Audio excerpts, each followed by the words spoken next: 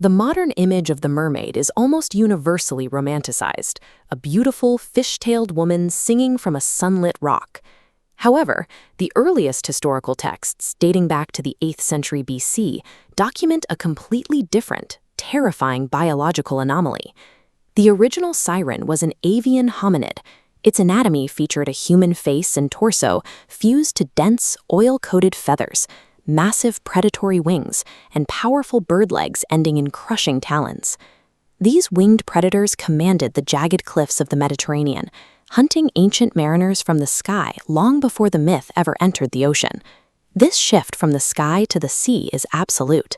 For a creature to abandon its dominance of the air for a life in the lightless abyss, its biology had to be rewritten by specific human forces. The earliest accounts from Greek antiquity place the creature within a very specific environment, the jagged coastal archipelagos of the Mediterranean. Homer's Odyssey provides the primary historical evidence for this era, documenting the creature's presence along shipping routes. These early texts contain no mention of fishtails or aquatic features. The sirens are described purely as aerial threats, perched among the bones of shipwrecked sailors. By the 3rd century BC, the Epic of the Argonauts detailed the creature's bioacoustic mimicry, a paralyzing vocalization used to lure ships toward the rocks. The Argonauts only survived this high-frequency hunting call because the musician Orpheus used his lyre to play a louder counter-frequency, drowning out the siren's song. This avian monster was born from the primary maritime fear of the age. For early sailors, the greatest threat wasn't the open sea, but the lethal risk of being lured into a collision with the shore. As medieval navigation technology advanced, human exploration moved away from the safety of the coastline and into the deep, open oceans. With this expansion, maritime logs began shifting their warnings from sky-based predators to a new threat emerging from the water. The avian anomaly was culturally replaced by a 7-foot-long aquatic marine humanoid. This new biological form featured webbed fingers, pulsating neck gills, and cartilaginous flukes, designed to withstand the freezing pressures of the oceanic abyss. The monster evolved to mirror the new frontier. As humanity conquered the surface, our fears descended into the lightless depths.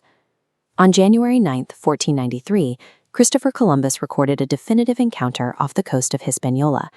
He documented 3 creatures lifting themselves out of the water, explicitly noting they were not half as beautiful as they are painted. Columbus described their anatomy in detail, highlighting rough, distinctly masculine facial features fused to their marine bodies. Modern historians attribute this sighting to manatees, but the account permanently altered the maritime record. Columbus's log confirms what the medieval mermaid was viewed as a rugged biological reality, treated with the same pragmatism as any other dangerous predator of the untamed ocean. For thousands of years, the creature's form has shifted to match the boundaries of human exploration, from the winged horrors of the Mediterranean to the speckled beasts of the deep Atlantic. In the 21st century, these sightings have pivoted again, migrating inland from the open oceans and into municipal water systems. This phenomenon has moved from sailors' folklore into official government reports, as maintenance logs now document unexplained interference with deep water infrastructure. These reports have forced state ministers to acknowledge a persistent biological presence within city infrastructure, verified by high-tech ROV inspections of deep municipal channels. Human monsters never truly disappear. As we push into new technological frontiers, these anomalies simply adapt their biology to wait for us in the shadows. We like to think we've completely mapped our world. It is comforting to assume that reports of aquatic humanoids belong exclusively to the era of wooden sailing ships, written off as the sea-mad hallucinations of exhausted sailors. But in 2009, that assumption ran into a massive problem in the coastal town of Kiryat Yam, Israel. Over the course of several months, dozens of unconnected witnesses walking the beaches at sunset started reporting the exact same anomaly. The accounts were strikingly uniform. People saw a creature launching itself out of the water, displaying the pale upper torso of a humanoid attached to the powerful lower tail of a marine mammal. The sightings became so persistent and the public panic so intense that the local municipality stepped in. They officially offered a $1 million reward for conclusive video evidence of the creature. This million-dollar bounty moved the conversation out of the realm of folklore and directly into the municipal budget. The situation gets much sharper when we look at modern commercial operations. Far out in the Bering Sea, commercial crews drop massive, heavy-duty steel crab pots down to the deep ocean floor. Recently, these crews have documented a terrifying, recurring problem. They are hauling their cages back up to the surface, only to find the thick steel violently bent open from the outside. When independent marine biologists examined this damaged equipment, they found physical evidence left behind. This image shows massive, pale handprints pressed directly into the green algae on the metal. Look at the distinct webbing marks connecting the fingers. This bioacoustic readout from submarine arrays displays highly complex echolocation clicks.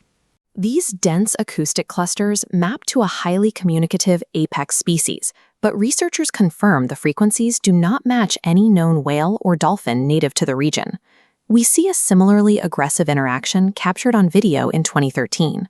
A geological research team was surveying the deep sea floor in the freezing waters of the Greenland Sea using a remote submarine. As the robot explored the depths, an anomaly darted past the lens. For a fraction of a second, the camera captured this: a pale, webbed hand with remarkably long, slender fingers slamming directly against the glass housing of the submersible. Before the camera could fully adjust, the footage caught a fleeting glimpse of a pale face with large, dark eyes. The fast-moving entity then used a powerful marine tail to instantly propel itself back into the dark abyss. The bent steel, the bioacoustic signatures that defy classification, and the direct visual strikes on deep-sea cameras suggest something more complex than simple aquatic interference. That friction between human industry and marine life reached a critical breaking point in early 2012. Zimbabwe's Water Resources Minister reported to a Senate committee that vital engineering projects at the Sengwa II and Osborne dams had completely stalled. The local municipal workers responsible for installing the water pumps abruptly abandoned their posts. They flatly refused to return to the water, stating they were being terrorized by elusive aquatic entities known locally as the Mamba Muntu. This image displays the complex industrial pumps and heavy discharge piping required for the project. These heavy-duty machines began breaking down systemically overnight, yet investigators couldn't find a single trace of human vandalism to explain the mechanical failures. Desperate to finish the reservoirs, the government brought in foreign diving consultants, assuming outsiders would ignore local superstitions. But after descending into the underground infrastructure with oxygen masks, these highly trained divers also surfaced in a panic and vowed never to return. The entire regional grid remained completely paralyzed. Construction only resumed after local traditional chiefs were brought in to perform sacred rituals and brew traditional beer to appease the aquatic entities.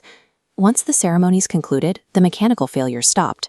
The pumps successfully turned on, and the crews felt safe enough to return to the churning water to finish their work. Regardless of whether the situation resolved through tribal appeasement or unexplained biological interference, the result was the verified shutdown of a modern civil engineering project. The physical destruction of cages in the Arctic, ROV interceptions in the deep sea, and civil grid failures in Africa are beginning to align into a consistent pattern. We have to evaluate how we interact with the water. For centuries, our boats merely skimmed the surface. Today, our heavy infrastructure, our subsea cables, deep water pipelines, and massive hydro dams, is plunging directly into previously untouched environments. What we are experiencing is the inevitable friction of our technology colliding head-on with a highly adapted, deeply elusive marine reality that has been there all along. The oceans aren't empty, and as our industrial expansion continues, we are discovering that the depths are occupied by something that is actively pushing back.